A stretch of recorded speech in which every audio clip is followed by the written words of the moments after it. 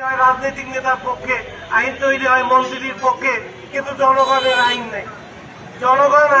জনগণের পক্ষে কোনো আইন তৈরি হয় না, শুধু আইন তৈরি হয় জনগণকে শোষণ করার জন্য, জনগণকে শোষণ করে খাওয়ার জন্য আইন তৈরি।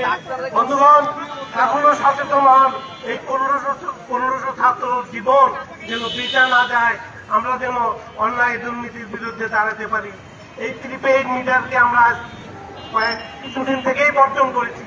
এখানে গাইবান্ধা 1 নম্বর এবং 2 নম্বর এই চোরেরা এই মিটার জোর করে লাগানোর চেষ্টা করছে। তারা মাইকিং করে মিটার না লাগালে আইনত দণ্ডনীয়।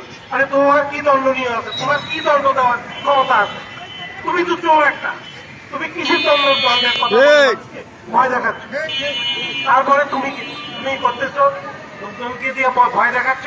এখন মিটার আমরা লাগাই দিচ্ছি, নিচ্ছেন না, পরে আপনাদেরকে 20,000 টাকা দিয়ে মিটার কিনতে হবে। আরে চোরেরা আমরা মিটার লাগাবো না, নিয়মিত বিল দিচ্ছে না, নিয়ে যান এবং পরবর্তীতে এই মিটার লাগান বন্ধ করেন। যদি বন্ধ না করেন আমরা দেশবাসী প্রতিহত করব। আমরা জোর দাবি জানাচ্ছি, আপনারা মিটার লাগানো বন্ধ করেন এবং এই মিটার নিয়ে আপনারা আর বাড়াবাড়ি করবেন না। এই প্রিপেইড মিটার আমি কেন আগে কারেন্ট করার আগে আপনাকে টাকা দেব,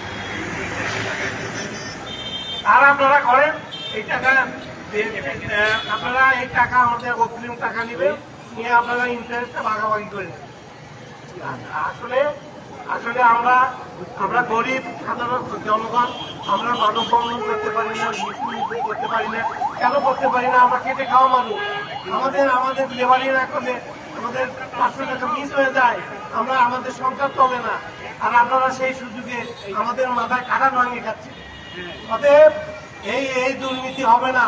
আপনারা একবার আমাদেরকে অ্যানালগ মিটার দিচ্ছেন, সেটা নিজেরাই বাতিল করছেন, আবার আমাদেরকে ডিজিটাল দিচ্ছেন, সেটা এখন বাতিল করে প্রিপেইড লাগাতে বলতেছেন। লুটের মূল্য পাইছে, ইচ্ছা মতো আপনারা যা বলবেন আমরা তাই শুনবো। চোরেরা সাবধান হয়ে যান, ভবিষ্যতে আর এই মিটার লাগানোর জন্য চেষ্টা করবেন না। আমি সমস্ত গাইবান্ধাবাসীকে জানাচ্ছি, সবাই মিটারের জন্য যেন প্রতিহত করে। আপনারা কারো বাড়িতে মিটার লাগাতে দেবেন না। আপনার বাড়িতে শহরে আসেন, মহিলাদেরকে বলে আসেন লাঠি ঝাঁটা পাটা করার জন্য তাকে যেন রেডি থাকবে। তারা যেন যারা মিটার লাগাতে যাবে লাঠি ঝাঁটা পেটার জন্য ওদেরকে করা হয়।